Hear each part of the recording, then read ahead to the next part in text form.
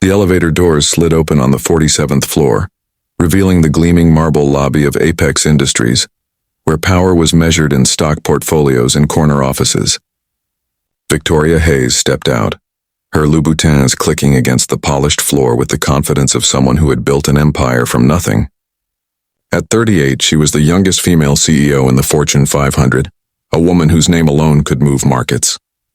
But on this particular Thursday evening, as the sun painted the city skyline in shades of amber and gold, Victoria was exhausted, not from the 12-hour board meeting or the merger that had just collapsed, but from a weariness that seemed to seep into her bones, a fatigue that no amount of success could cure. If you're enjoying this story of unexpected wisdom and life-changing encounters, hit that like button and subscribe to Kindness Pulse. Drop a comment below telling us about a time someone surprised you with their insight. Your support keeps these inspiring stories coming.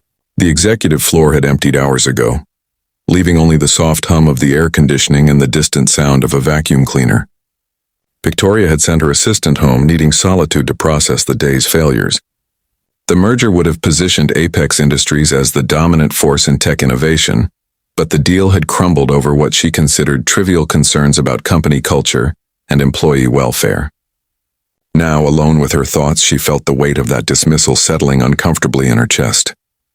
The vacuum cleaner grew louder, and Victoria turned to see an elderly man pushing the machine down the corridor with methodical precision. He couldn't have been younger than 70, with silver hair and deep lines etched into his face like a roadmap of a life fully lived. His navy blue janitor's uniform was immaculate, and there was something in his posture, a quiet dignity, that made Victoria pause. An impulse seized her, born from exhaustion and bitterness. Victoria walked toward the janitor with casual arrogance.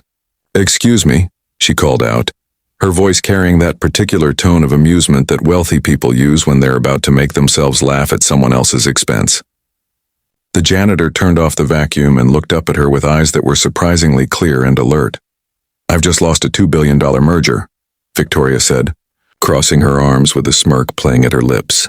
"Since everyone else's advice has been utterly useless today, I figure why not ask someone with a completely different perspective. So tell me, what would you do if you were in my position? What's your financial advice for turning this disaster around?" She expected him to stammer, to laugh nervously, perhaps to make some self-deprecating joke. What she didn't expect was the calm, measured way he looked at her, as though he could see straight through the designer suit to something raw and wounded beneath. The janitor was quiet for a long moment. When he finally spoke, his voice was soft but carried the weight of hard-earned wisdom. "Ma'am, I think you're asking the wrong question. You're not in a financial crisis. You're in a crisis of values, and no amount of money can fix that." Victoria's smirk faltered. She opened her mouth to deliver a cutting response, but the words died in her throat because something in his eyes stopped her, a knowing that went beyond education or wealth. "I don't know what you mean," she said, her voice losing its edge.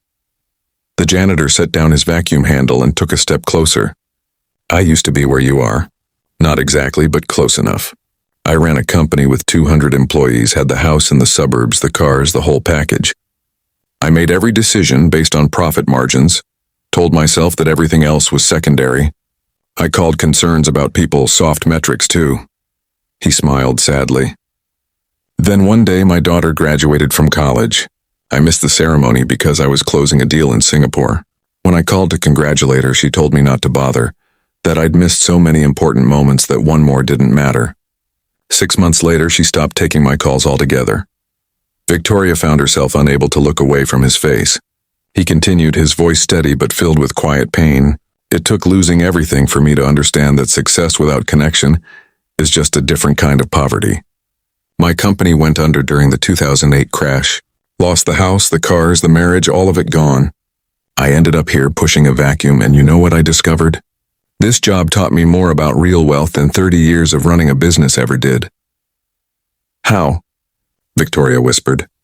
The janitor gestured down the hallway, encompassing the empty offices. "Every night I clean these spaces and I see what people leave behind. The family photos they never look at.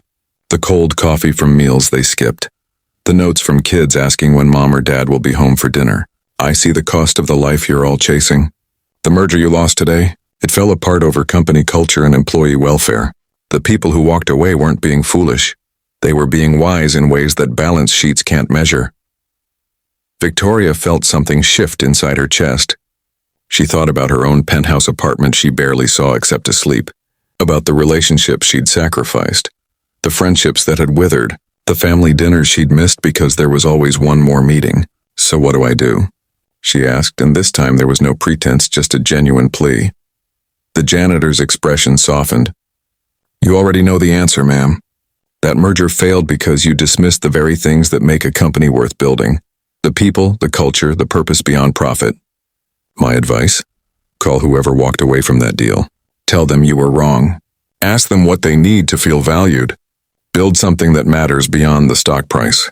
Because at the end of your life, no one's going to care about your quarterly earnings. They're going to remember whether you made them feel like they mattered."